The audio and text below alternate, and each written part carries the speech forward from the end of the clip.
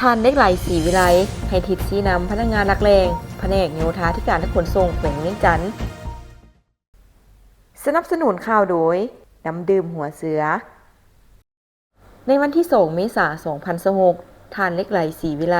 รัฐมนตรีกระทรวงโยธาธิการและขนส่งพร้อมคณะนำกระทรวง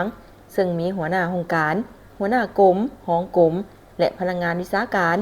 ได้เคลื่อนไหวสุขยุติดตามเวียกงานโยธาธิการและขนส่งแขวงเวียงจันทน์โอกาสดังกล่าวได้โอลมพบปะพนักงานหลักแรงภายในแผนกเพื่อสืบโตผันขยายเวียกงานโยธาธิการและขนส่งในระยะใหม่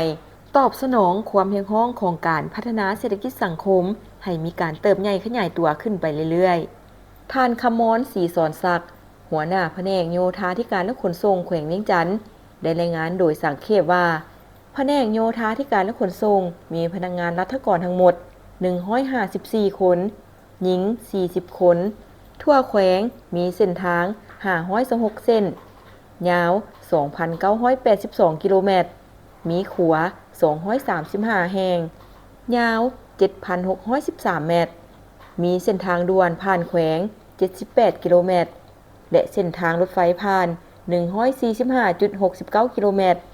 เวียกงานทางน้ำได้ดำเนินการก่อสร้างป้องกันตะฟังเจือนอยู่ตามลำแม่น้ำโขงแม่น้ำเงิมน้ำซองและดอนต่าง5โครงการยาว 6,598 เมตรได้คุ้มครองการออกอนุญาตขุดค้นหินแห่ทรายมี32หัวหน่วยคุ้มครองอนุญาตการขึ้นทะเบียนเรือปี2026ได้47ลำคุ้มครองเครื่องหมายการเดินเรือตามลำแม่น้ำโขงและคุ้มครองท่าเรืออยู่ภายในแขวงเวียงจันทน์มีจำนวน4ท่าการออกทะเบียนรถจักร 3,296 คันรถเก๋ง138คันรถจิ๊บ237คันรถตู้74คันรถกระบะ911คันรถบรรทุก292คันยกย้ายเอกสาร428คันโอนซื้อ111คันและต่อทะเบียน909คันเวียกเคหะผังเมืองติดตามปรับปรุงและขยายแผนผังตัวเมืองวังเวียง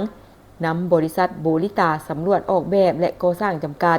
ปรับปรุงครั้งที่3ที่กวมเนื้อที่ 21,000 กว่าเฮกตาร์กวมเอา28บ้านปฏิบัติได้40ส่วนห้อยตามการก่อสร้างอาคารโครงการลงทุนของรัฐเป็นต้นเมนห้องว่าการแขวงหลังใหม่สำเร็จ95ส่วนห้อยด้านสากลบ้านวังกำลังก่อสร้างสำเร็จ28.75ส่วนห้อยในโอกาสนี้ท่านเล็กไหลศรีวิไลรัฐมนตรีกระทรวงโยธาธิการและขนส่งแสดงความสมเสยผลงานในระยะผ่านมาเนื่องจากความยุ่งยากทางด้านเศรษฐกิจความบ่สงบในสากลสภาพการสนองน้ำมันมีความยุ่งยากส่งผลกระทบเป็นวงกว้างโดยเฉพาะการปรับปรุงและก่อสร้างเส้นทางซึ่งท่านรัฐมนตรีให้ทิศชี้นำว่า 1. เพิ่มทวีเวียกงานการเมืองแนวคิดให้ถึงท้องเข้าใจพระบทบาทให้เข้าใจหน้าที่กำแน่นนิติกรรมระเบียบกฎหมายเกี่ยวข้อง 2. เอาใจใส่กวดกาคืนแบบแผนวิธีเฮ็ดเวียกให้สอดคล้องเหมาะสมแบ่งงานแบ่งความรับผิดชอบรับประกันการปฏิบัติหน้าที่การเมืองยกสูงความเป็นแบบอย่างของพนักงาน 3. เอาใจใส่เวียกงานปรับปรุงสร้างหน่วยพักปลอดใสเข้มแข็งนักแน่นให้ได้ทางปริมาณและคุณภาพเป็นกำลังแหงน้ำหน้าและมีน้ำใจเสียสละประกอบส่วนหับประกันให้ได้หน่วยพักปลอดใสเข้มแข็งนักแน่น 4. เวียกงานพักพนักงานสร้างแผนกำหนดพนักงานโดยให้ประสานงานกับแขวงและกระทรวงให้ได้ทันเวลาบำรุงสร้างพนักงานประเมินคืนพนักงานให้มีพนักงานสืบทอดเปลี่ยนแทน 5. เวียกงานกวดกาเอาใจใส่เฮ็ดบทบาทเคลื่อนไหวติดตามกวดกากันแต่หัวทีเฮาต้องได้กวดกาภายในเฮาบ่อนใดมีการกวดกาเข้มแข็งแน่นอนเวียกงานการนำพาคุ้มครองเฮาก็เข้มแข็ง 6. เวียกงานวิชาเฉพาะโดยเฉพาะเวียกงานขวทางติดตามทางด่วนติดตามเส้นทางรถไฟสุมใส่ซ่อมแปลงเส้นทางหลวงแห่งชาติเส้นทางหลวงท้องถิ่นเส้นทางเข้าสู่แหล่งผลิตแหล่งท่องเที่ยวคุ้มครองขัวการคุ้มครองน้ำหนักรถบรรทุกขอให้คุ้มครองสุขยุกันก่อสร้างให้สำเร็จตามแผนการค้นคว้าสร้างผังเมืองใหม่ให้มีระบบระเบียบสวยงามประสานกระทรวงและสถาบันมาช่วยที่สำคัญ การนำใช้ระเบียบกฎหมายผังเมืองเวียกงานน้ำประปาการปกปักรักษาหย่อนน้ำแหล่งผลิตน้ำประปาคุ้มครองการก่อสร้างตะฟังเจือนคุ้มครองการเดินเรือขึ้นทะเบียนเรือคุ้มครองการขุดค้นการดูดหินทรายเวียกงานการบิน